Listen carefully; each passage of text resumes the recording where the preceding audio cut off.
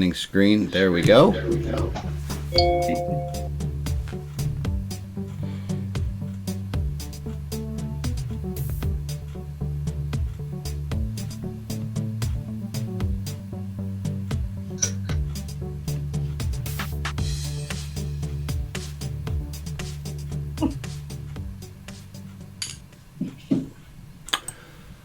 Well, it is June the 25th, 2022. Thank you for being here. If you didn't get the memo last night, please make sure to set your clocks back 50 years. It is not a fun day, is it? Let me though welcome everyone who's just joined. Betsy and Norm and Stan and Natasha and Patricia and Bruce and Betsy, other people who I've already said good morning to, and all the people. I feel like a little Mr. Rogers here, where I point at the camera and I say, welcome to you who are watching on Facebook or on YouTube or watching this after the fact. Special welcomes to my friends Helen and to Anne, who asked to be acknowledged in the replay. So I'm glad you're here. Hi, Jess. Hi, Patricia. Hi, Jack. Hi, Barb. I'm going to welcome all of you. Let me show everyone. Hold on to your seats. I'm going to get the Zoom to show. There's everybody. Everyone, would you wave, say hi to all the folks who are there at home? Look around. Look at the person to your side, up, down. Kind of Brady Bunch it up a little bit. Well, good morning. Hi, Aaron. Glad to see you. Okay, let me go back to regular screen. Hello, everybody. And there we go. Yeah. So here's what I have to say about what's going on. Fuck.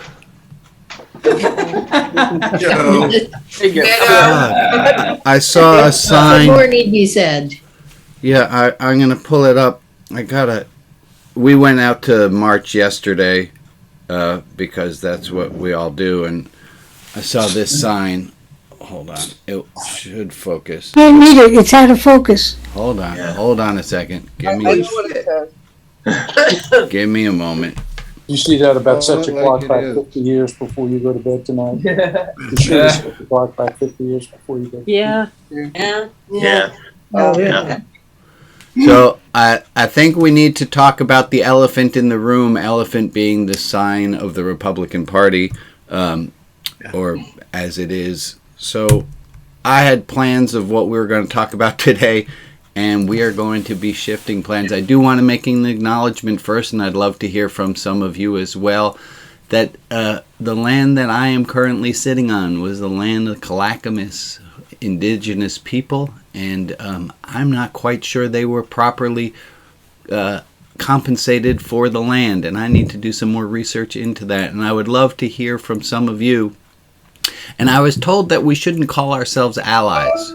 We can call ourselves aspiring allies. It is up to the oppressed people to say whether or not we are allies. And so I would love to hear from some more aspiring allies as to who you, where do you find yourself today on whose possibly stolen land are you? And if I could hear from 3-4 people of where you are. Osage. Clackamas. Let's hear. Mississaugan. Taino. Stillaguamish. Ohlone. Thank you for mentioning all those. And if you're new here, let me welcome you. We have a chat going, and you might have noticed is a little bit different because there are people's microphones who are on. And I love to encourage people to have microphones on because this is a conversation. I am not doing sage on a stage kind of preaching. I did come up with this quote yesterday, wound up in the book I'm writing. My life has become an experiment of what happens when a clergy person prioritizes kindness over group membership. Amen. Amen. Love it. Love it. And speaking of books, so I'm working on this big book, and a number of you have received this one in the mail. If you made a contribution to Religion Outside the Box of over $18 a month, you get your very own book. And I feel like a televangelist, and prayer cards and prayer handkerchiefs, and I don't have those, but I do have prayer hats. That's really bright. Nice. It's a very bright one. This was made. It's a pride hat. GoFundMe. I need one of those. Well, Ron, I'll tell you what, buddy. Sunroom. Just send me your address again, and I'll make that. I think there's more than one person here that would like one. I'd like one too. Yeah. Maybe Pass it around. You can sell those on your Etsy store, and people would buy them. I can. I was going to just give a gift to Ron, if that's all right with you. Because Ron's always wearing tie-dye and rainbow, and I thought it was cool. Yeah, so folks, let's take and I have a quote that I found, and I thought this would be a great place for us to start. Sometimes the most important thing in a whole day is the rest we take between two deep breaths. Excellent. So, I don't know what today's going to bring, but I do know that we have the opportunity to take two deep breaths.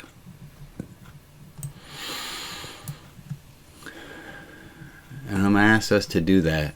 Just to take a moment to take two deep breaths. And I don't know how else to say it, but fuck, I hope that's not the best part of my day.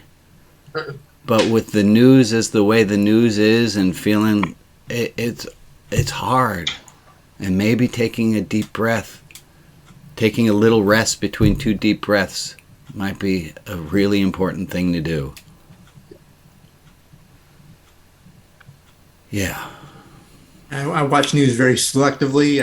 I think you need to keep up, but I don't think you can put yourself through that every moment of every day or whatever, however often you check the news. Yeah. I just think I'm not a news junkie. I gave up the news after September 11th. Well, that's not true. I became a complete news junkie after September 11th. And then I realized that I was doing a disservice to myself, and I stopped watching the news. I stopped listening to the news. I canceled my Time and Newsweek subscriptions. And I'll tell you, I have not missed a story. All the big stories you wind up hearing. What I did find the hardest part of giving up the news was we have this societal one-upsmanship kind of someone says, "Oh, did you hear the news?" And I had to resign myself to the fact that I was always going to be the idiot who hadn't heard the news. Nope. But that was all right for the peace that I got from not having to sift through all the static in search of the little bits of signal. And if I do read one news. There's this real basic news. I forget what it's called. Thank you, Aaron. Go ahead, Carol. I heard you say something. I mean, I hate the news, Yeah, me too. but I see what is happening here is what happened with the coming of the Nazis in Germany. Yeah. In process. And It is. if we don't pay attention, it's going to continue to happen here. We'll not only lose our democracy, Yeah. we'll lose the rights that gay people have had. I'm in favor that we bring a case now against allowing people miscegenation, because I want to see what Clarence Thomas would do with that.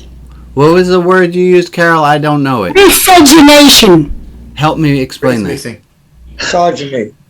Marrying someone of a different race. Yeah, so we just had Loving's Day in 1967. It was made legal. Can you believe it had to be made legal for people of different races to be married?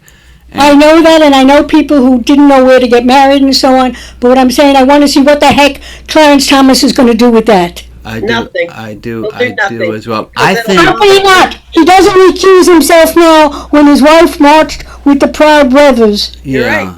I think he might be trying to get a divorce in the worst way possible. Look at Carol, Trevor Noah. Thank you. I Yeah, like to- it's some I like to craziness. make one. But as Go. someone, Hold on, Carol. Jack, you were saying something.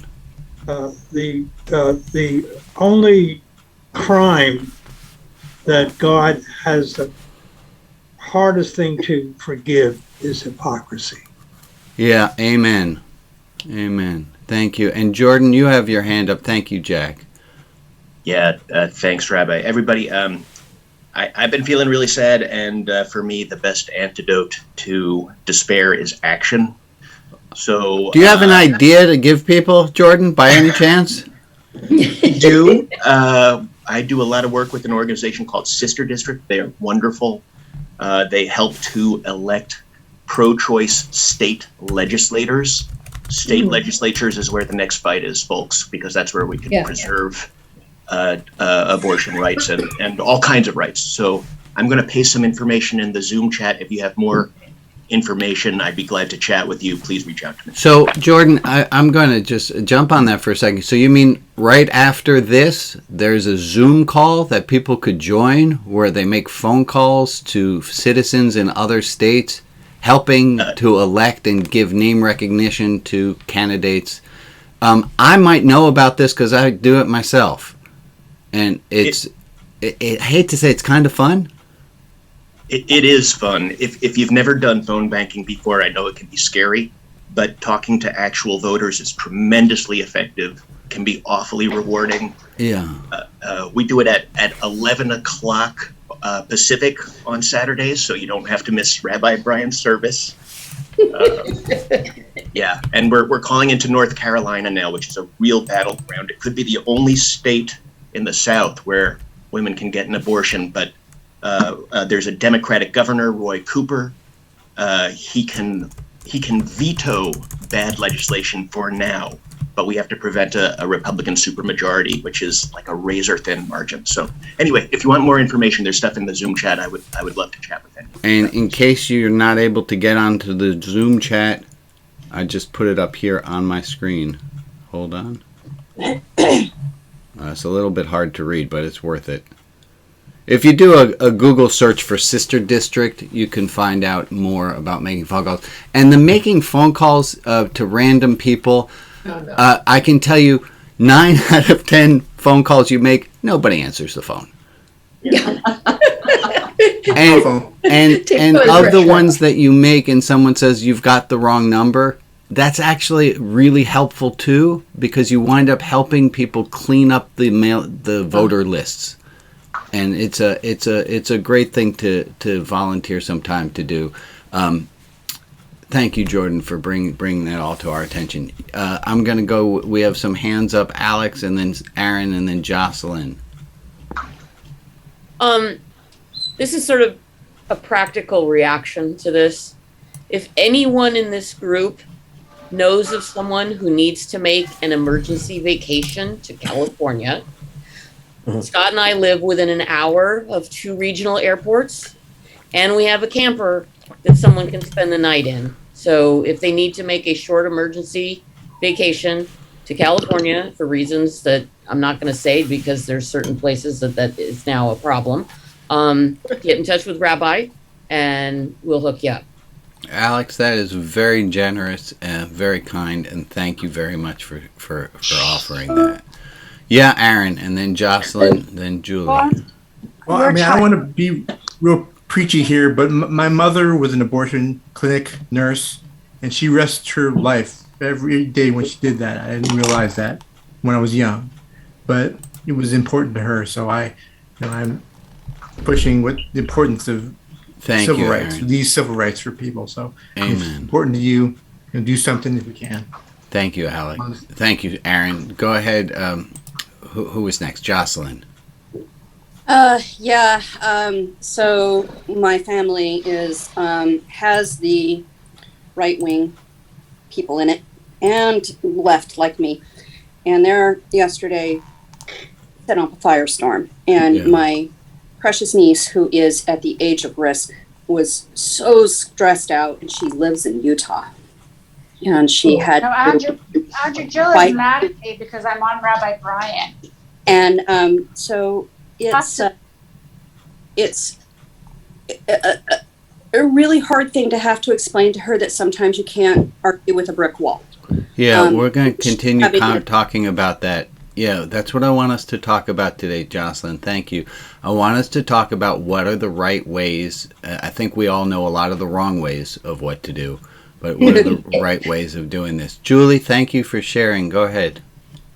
I just wanted a positive note. I talked to my grandson for 2.5 hours last night on the phone because he said, I need to do something. I can't. And he's he's got Asperger's. He's been isolated. He's been smoking a lot of pot for a few years. And he just says, I can't sit by anymore. And I knew you would know where to go and who to talk to. And it gave me a lot of hope, because our young people are going to be the ones who can get this out. I mean, they're the ones who have to vote. We have to get them and get them involved. And we talked a lot of ways to get involved in. Anyway. Thank you, Julie. Yeah. Oh, and Planned Parenthood has asked not to go to their facilities, to just email them if you want to volunteer or help, but don't call and don't show up. Thank any of the clinics. Thank you. So that was the topic I had wanted us to talk about, was hope. And I had this crazy idea sometime last week. You know those ideas that float into your head as you're drifting off?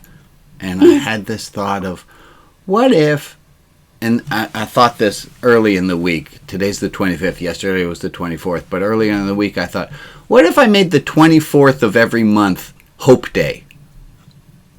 And I made the decision, and I want to talk about decision. If I made the decision to have hope on the 24th, and I woke up, I had hope on yesterday. I was like, all right, today's the day I'm going to have hope. And then, and I checked the news when I woke up, and then when Jane woke up, the news had changed. I will tell you guys, I think we still need to have hope. Oh, yeah. And I think we need to,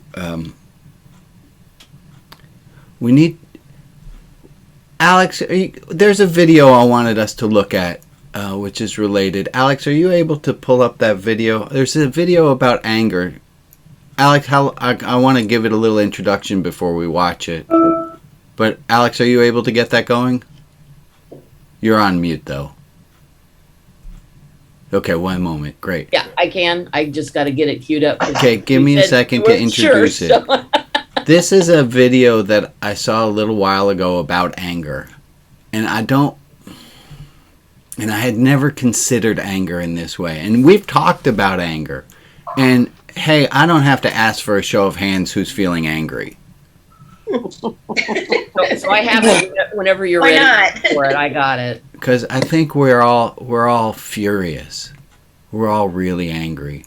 And I'm going to switch us over to and if you have, I used to have a student who had epileptic seizures, and we had to warn her before any time we had a fire drill because of the bright light, the blinking lights. We're going to be switching camera screens for a second here, and I know I have a few people for whom that's a little hard, so bear with. And Alex, you queue up. I'm going to move over to this screen. There we go.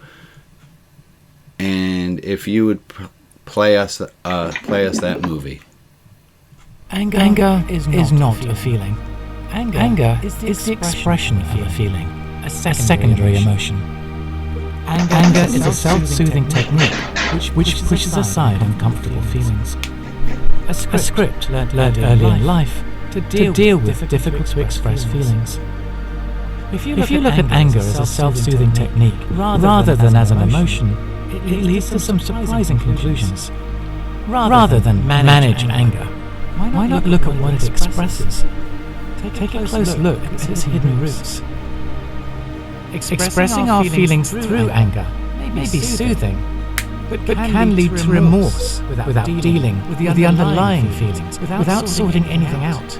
We can even create an addiction to anger, clinging to the power of its soothing qualities and its ability to mask the underlying feelings that aren't resolved. It can easily become a go-to response to get things done. You can be manipulated by others through your reliance upon anger, like a red rag to a bull. Clickbait, a trick our politicians, ad agencies, and newspapers know only too well. Anger sits at the top of the iceberg. It doesn't grow if unexpressed. It can't be bottled up. It's not you, just your behavior. Just a self-soothing but ultimately pointless script you learned earlier in your life. So take a look at the underlying feelings. Perhaps it's time for a change. I disagree.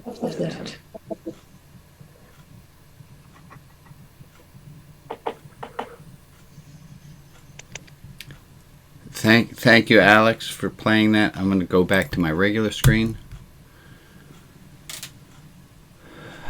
I'm Anger. not sure I'm doing anger. I think I'm How do you doing lay down? more than anything else. So anger as we have a way to access that ourselves? Yeah, it's going to be in the chat right now. Yes, maybe. Yep. And I'm going to put a link on it for those of us who are watching later. Great, thank you. Yeah. Thank you. Oh, lay down. There's a lot of Lay down. There's a lot of numbers there. Lay down. Anger as a self-soothing technique. I want to be really angry. I am really angry. I'm going to ask a question, and I think, and I have three thoughts that I have going on. One, I was talking with Joe yesterday because accidentally I called her. I didn't know I called her. I was listening to a horn concerto, and all of a sudden I hear a voice. I'm biking, and Joe says, "Yes?" I was like, "Why are you in my horn concerto?" Well, we talked about anger and that it's possible, because the other topic, other topic I had wanted us to look at was how do you stay loving when you're angry? And Joe pointed out that it's possible, and especially if you're a parent, you've probably had to do it, where you've had to be really angry and loving at the same time. And I'm going to suggest, and I can ask this question, and I know with great assurity that the answer is no one. Well, that's not true. Somebody might be the pain in the ass to try to prove me wrong. So I'm going to answer very few. When was the last time someone convinced you of their point of view by yelling at you?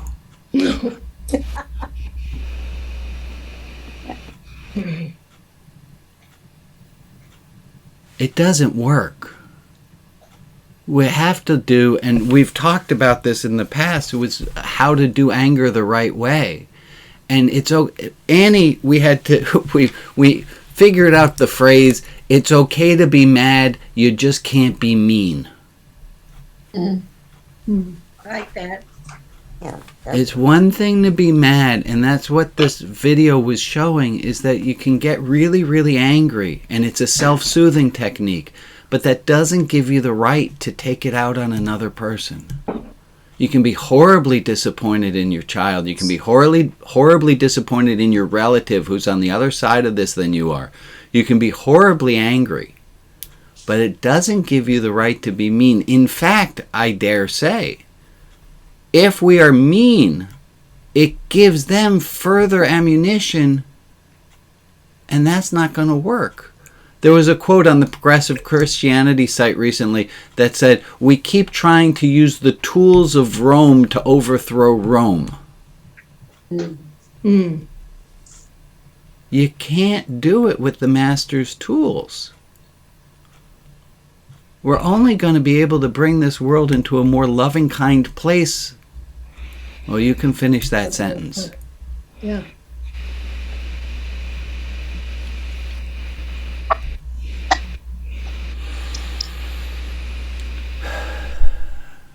Yeah, we should be angry, but we have to do it right.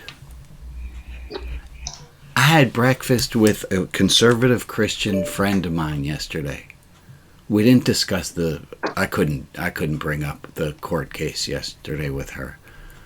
But I'm glad to have her as a friend, and I'm glad that she knows where my heart is on a lot of things, because if I don't have a conservative Christian friend, well, I got a little bit lost there. Okay. Let's take a moment and move to Eileen. Can you tell us what our IM stands for again? Because I seem to forget. She's not here, but You got it? Thank you, Joe. Yeah, she sent it to me. It is for intentions, memorials, intercessions, and meditations. And so we're going to take a minute and go right ahead, Joe. Read us the list of. And if you want to put a name on this list, please go in the Clubhouse, ROTB Clubhouse. I'll share that link in a moment.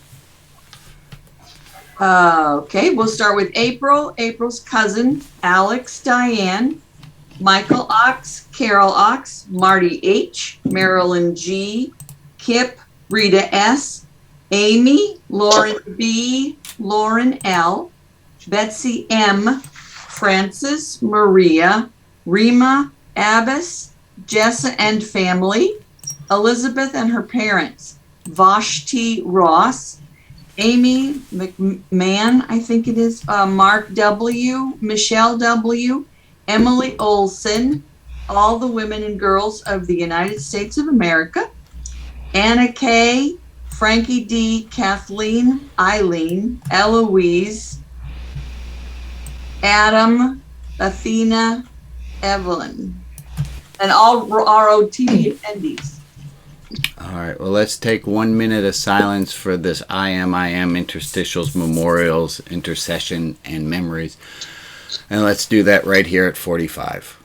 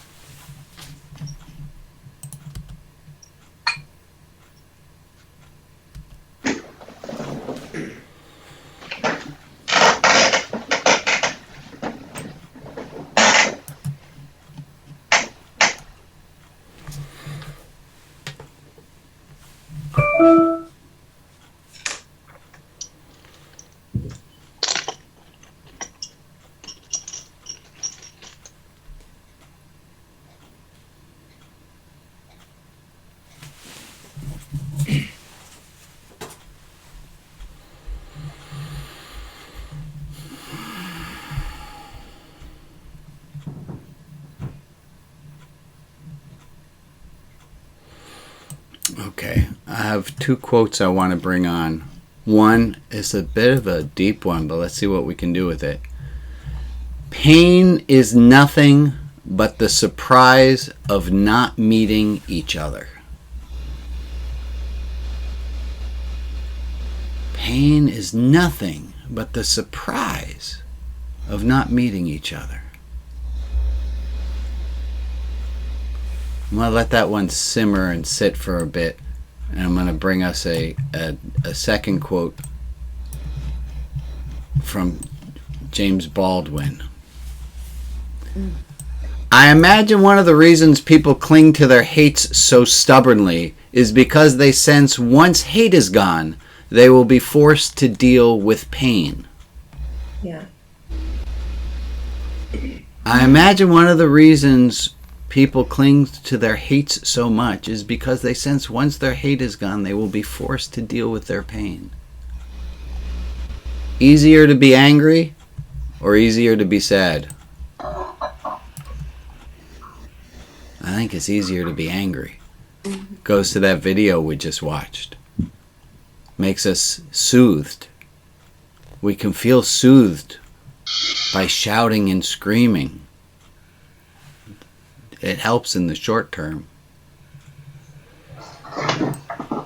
Okay. So, how do we do this? I want to offer a solution, an idea. And this is all thoughts that are my buddy Larry. He taught me this one. The question was, Larry, how do you deal with those assholes? He doesn't use the word asshole. He's a proper man. He calls them impossible people. How do you deal with impossible people? And I have a quick little comic that will set this up. There's Jesus saying, love everyone, no matter what. Even if they are gay? Yes, even if they ask stupid questions.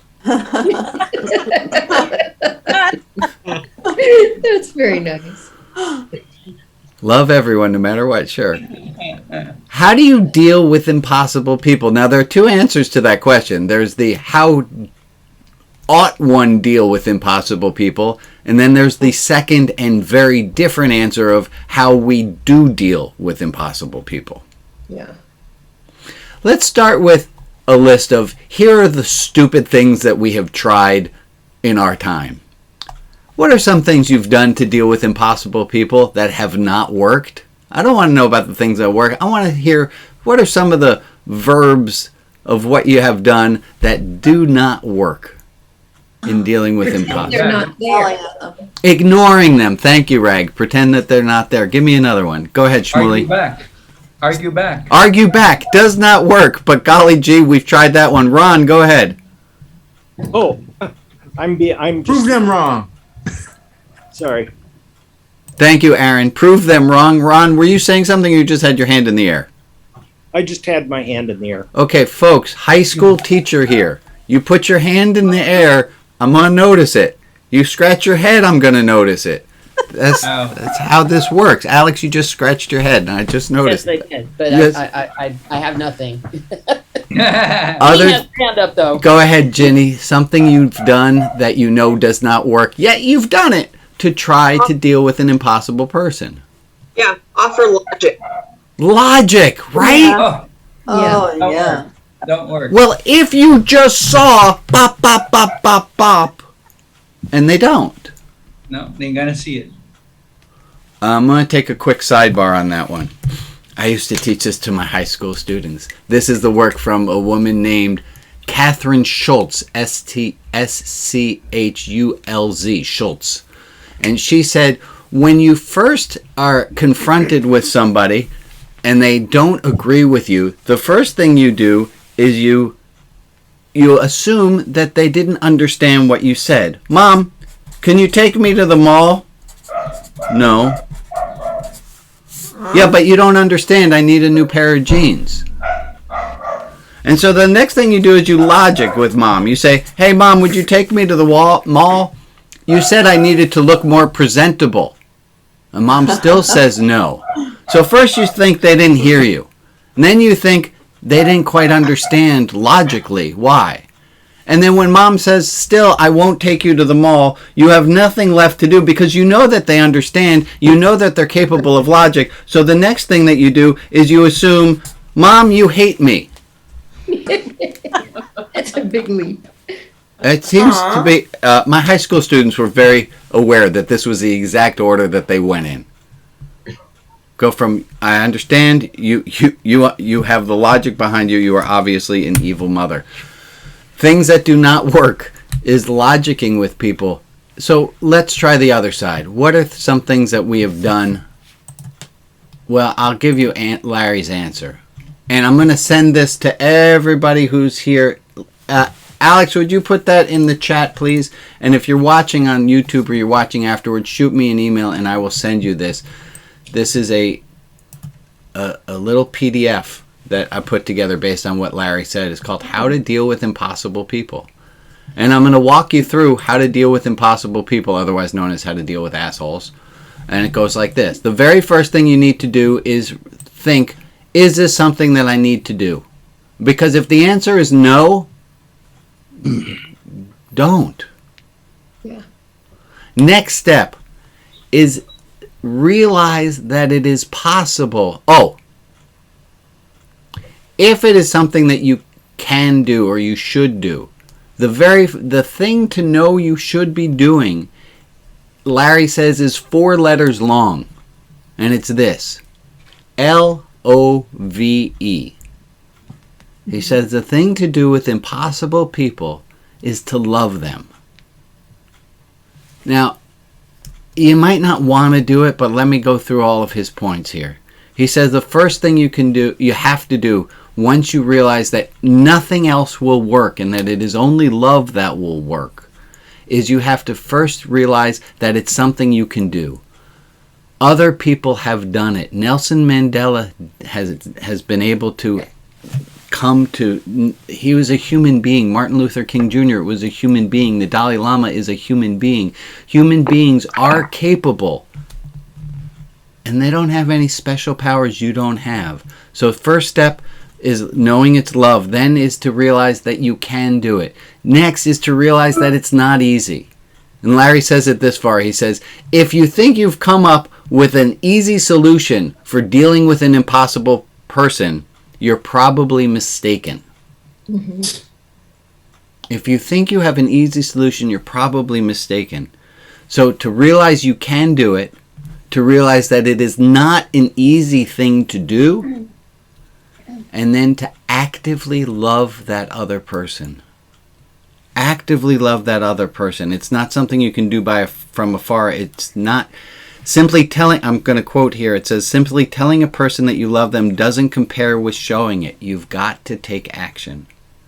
Impossible people crave and want attention. They need validation in order to prove to themselves that they count, and this is why dismissing them, their contributions, and or their opinions causes more problems in the end. And finally, don't ignore or give advice. Ignoring is not loving. Give advice? I heard a voice there, and I thought it was Betsy. Go ahead. No, it was okay. He said, "Don't ignoring another person isn't loving. Pretending another human being doesn't exist robs them of their humanity. It is cruel. And giving unsolicited advice is not loving. To an impossible person, your advice, no matter how well intentioned, is interpreted as an attack." Mm-hmm. I'm going to say that again with the hopes that we're going to be able to do that. To the other person, your well-meaning advice is considered an attack. Impossible people want to be seen for who they are, not for who you want them to be.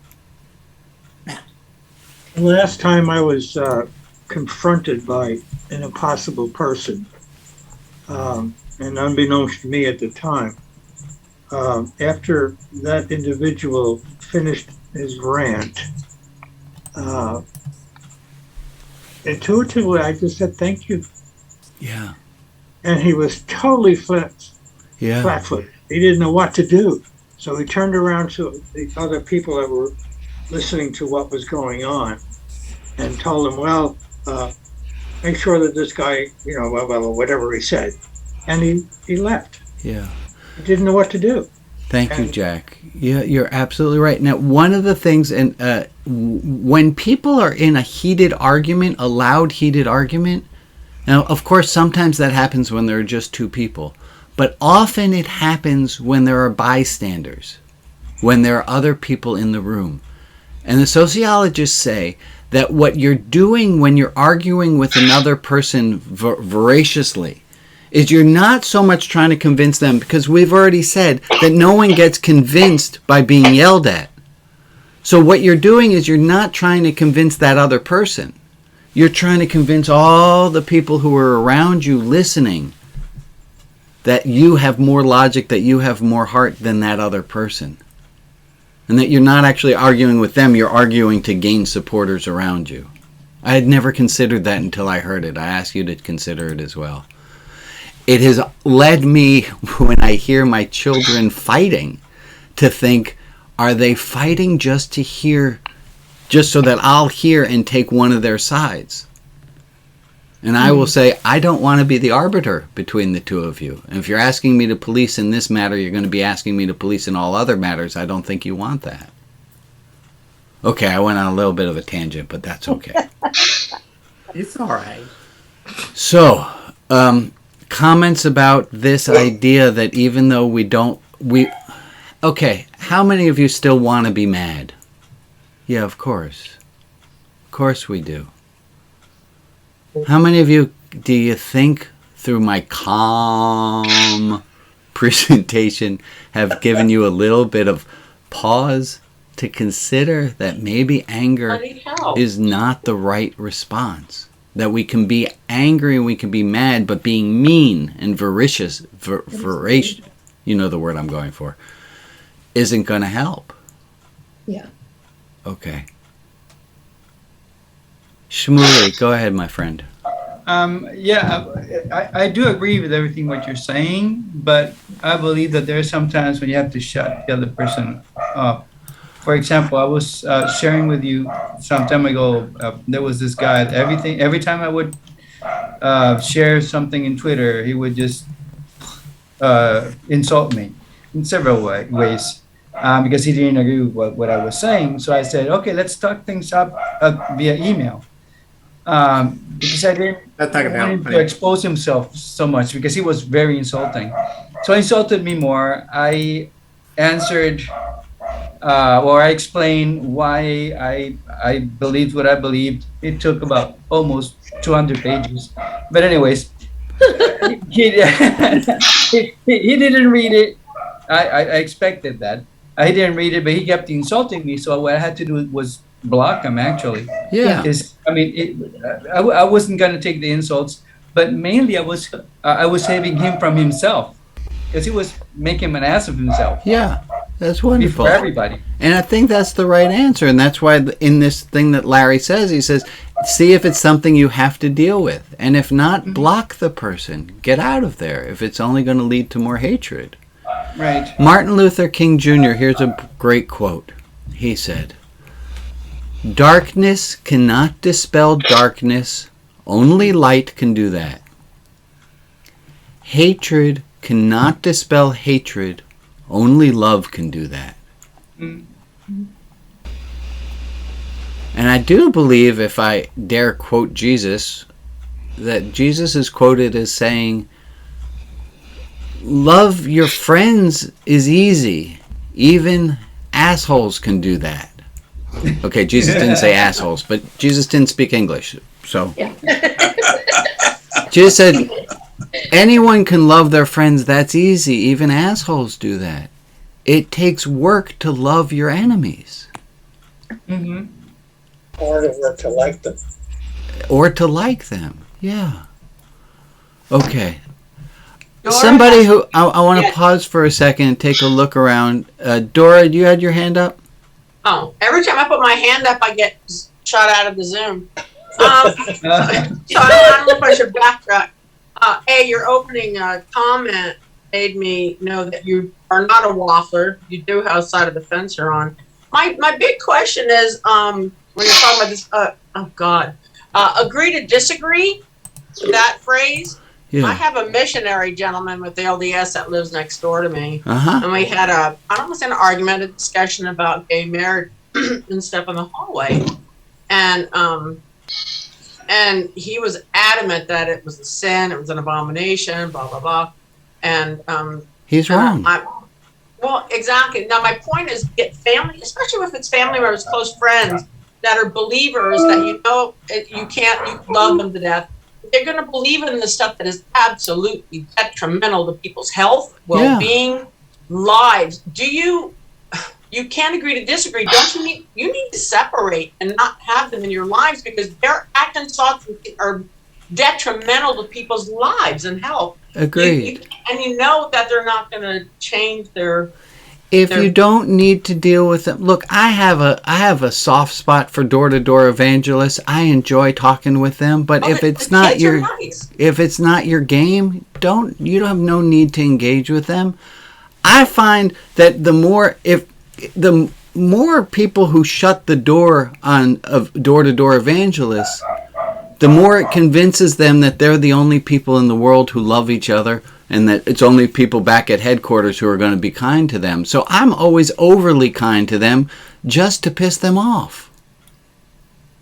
Yeah, I invited the same day people, the little boys, the young gentlemen that walk around and they're, and I'm open to hearing anything, but, as long as you're not kicking puppies or, beating up old people. Yeah. And your religion isn't hurting people, but this part of it, agreeing to disagree, I just think you need to separate totally, not be friends with, even as family members, if their thoughts are detrimental and hurting people. If you don't want to, don't. But I'm slightly on the other side of it. There was a documentary that changed my life called Accidental Courtesy. It was a jazz musician by the name of Daryl Davis. I don't know if y'all have seen seen this. There's an African-American man who befriends Klans members. Like, that's a weird hobby. The guy from CNN did that. Right? And what he does is he winds up becoming the only friend that some of these people have on the outside. So when they come to, these dragons of the Klan have no friends except they call Daryl Davis up and say, I realized I was wrong. And he's the one who coaches them through how, like, what an idea. I guess my question is, do you still love somebody when you know that they're never, ever, ever going to change their belief system that is hurting other people? Literally, I think you have to love them. I thank you for asking, Dora. I was serious. Yeah, I think we have to love them. And it's that piece that Larry added in there. Is a simple solution? No. Is it easy? No. But that doesn't mean we can't do it and we oughtn't do it. This is not easy. It's not easy to love people who are taking away your rights. Well, it's not even just about taking away rights. It's about people are dying and people can't get married. And correct. So and it's infuriating. But what I'm trying to get us to today is that part of that fury is self-soothing because of how but it doesn't help. Al, I see you have your hand up. Carol, if you can pause for a second. Is it burning, Carol? Can we go to Al? Go to Al. Al, go ahead. Yeah, I just wanted to say that one of the things that strikes me is that if I'm going to love another person so fully, I have to love myself first. And that's where setting some healthy boundaries with the people who I'm going to love is so important. Like whoa. We have to love ourselves? What kind of crazy shit is that?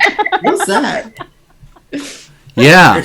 Like I've got people in my life who I love, but we choose not to talk about certain topics because we know that it's hurtful to one another to talk about those topics with one another. Yeah. And, we have our humanity, and we preserve that above all else. Amen. So that's where I think, setting those boundaries with people and sometimes deciding I just don't want that person in my life at all. And there's a great quote about boundaries, that boundaries are the distance at which I can love you and myself simultaneously. Oh. I'm going to say that again just in case you liked it. Boundaries are the distance at which I can love you and me simultaneously. Like that. Amen. Right? Is we got to put a boundary up and say, I don't want to talk about that. I don't want to talk with you about that. And Jane has taught me this. Here's a little hack from a brilliant therapist. When you set a boundary, people are going to test it. Mm-hmm. Rabbi, there's a comment in the chat. Hold on 1 second, Alex. I want to just finish this. People are going to test it. And so instead of when you set a boundary and then somebody tests it and you go, what the fuck? I just told you I didn't want to talk about that thing. Is to expect it. Is to expect as soon as you set a boundary that people are going to test it. And then you're going to go, oh, I guess Jane was right. Look at that. Jane was the brilliant therapist. The comment I think you should be aware of is someone posted, I don't think this is the place for me anymore. You want to love people that want me dead and not talk about it? Stop. I don't know what else I can do besides love them. And I can fight and fight for all of your rights with all the strength that I have. But the biggest strength that I have is not hate. Right. But can you love and wish them the best, but never have to do anything with them, even be anywhere near them? Like wish, like, I don't know, I'm not a religious, but pray for them to change their mind, knowing they won't, that you can tell so far. But I can't be around somebody or even talk to somebody with a boundary, knowing that this person will not allow an abortion for somebody who is raped by their dad and is having a, you know what I'm saying? You have to take care of yourself first, Dora, and I think that goes also to the person in the chat, is you have to take care of yourself first. If you don't feel safe first, get out of there. I'm fine with me. No. I was talking on on the person in the I chat. gotta change my name because I don't go by Dora. Okay, change it to anything. Well, Carol, I want to get back to Carol and I then Joe. assume that sometimes hating something is an energizing motivation to try to change it. So I don't think that hate is only bad. I think being very clear of who our real enemies are is very important. Being able to say, like that. this particular law is only this particular law. It's leading to the things that are going to follow afterwards. That this is turning into a fascist country, and we have to do something about it, and we can't just love all these fascists. We have to do something of getting rid of these fascists by the way we vote, by who we give money to, who we support. Yes, of course. I just don't want us to I don't want us to overlook the pain. Look, this is a hard topic. We're all triggered. We're all really upset. And what I'm trying to get to is that our first reaction towards going to reach for anger, to reach for rage, that will make us feel better, might not be our best option. So fuck the love thing. Forget about that for a minute. Let's just go with perhaps shouting isn't our best option, and to say that's a drug. Screaming, and sometimes we need to scream and yell. I'm not saying that. But maybe it's a better use of your time, instead of getting off of this service and complaining and bitching and yelling, is get on the phone with Sister District and make phone calls and do something. Because just yelling in our echo chambers isn't helping. And getting angry with our friends about what they are doing, yeah, we need to do that some. But some. We need to take action more. Is that fair enough? Mm-hmm. The first action that I would take is go to the bathroom and look in the mirror. Okay. I am my own enemy. Take a step back and go from there. So let me pause for a second. We've talked about a lot of things, and I feel myself, I'm a little bit all up here in my breathing, and I want to center myself again. And I imagine that a lot of us are a little bit off center too. This is really hard stuff. I'm really heartbroken, and I'm really, really angry. And I'm not saying we should sit by a drum and sing Kumbaya, and I'm just saying that fury. Maybe. Well, let's look at this. Nicomachean Ethics.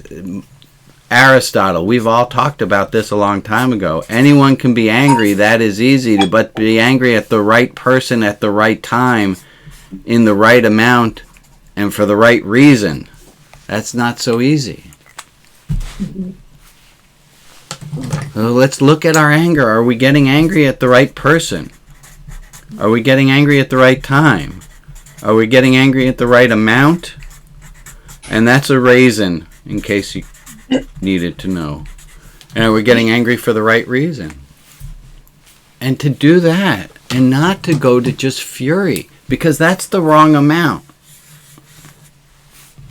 Maybe at the right, maybe, I don't know, folks. Look, what the fuck? I don't know. I don't know how to do all of this well. I just know how to do it wrong. And I don't want us to be doing that either. We're all heartbroken, I know that. We're all scared, I know that. How else are we? Maybe it would help us to know how we are. We're angry, we're scared, we're worried. Sad. We're sad, deeply disappointed. I think we are also deeply afraid, because I think this is exactly how it started in Germany. And we're going to get to the point where we think we need an absolute leader to get us out of the chaos that's going to follow. Right. And that's what Trump's been working for. And we are scared. We're really scared. Because Yeah, his heroes are all dictators. Yeah. And the small group of the right, which is definitely a minority, is completely organized, has been working on this for more than 15 years, and we've been asleep. And now we have to wake up and realize you can't have a democracy if you're asleep. And so maybe I'll ask everyone this in our final minutes. I'm going to ask you to take some action. Let's figure out two things. Think about two things you can do between now and next Saturday to foster democracy. Okay. Call your congressman. I just voted. Good. Vote. Call your congressman. Get on the phone with Jordan in Sister District. Even though he's a really mean chess player and whooped me so hard last week, it was so embarrassing he felt bad at how badly he beat me. I didn't. You had it coming. It was okay. What else can we do? What else can you do in this next week? Yeah, Julie? Listen. Just listen to people. Amen. Minister to people. Without judging or without, just let them talk and get it out and listen. Good. Suze, there you are. You got your name fixed. I just want to say, like, my philosophy, and it's not going to change the world. My belief is the world is a wheel. A wheel is made of little cogs, right? A wheel won't work if one of the cogs is broken. And so if everybody is a cog, if you just every day do one little thing to improve somebody's life in the littlest way, doesn't help somebody across the street, whatever it is, knowing that you did something to improve the wheel to move. And of course, the bigger thing about doing postcards with the sister district. But I'm just saying, like, for a feel good, so you're not so angry. And I love meditating. I love the 4 square breathing. But I'm just saying, the world is a wheel with cogs. Be a cog. Take action. Do something every day. Yeah. A little cog. And I'll add in one. I'm going to add in this one that I've said a few times. Find an asshole and love them. Amen. Because that's the only way they're going to change. They're easier to find.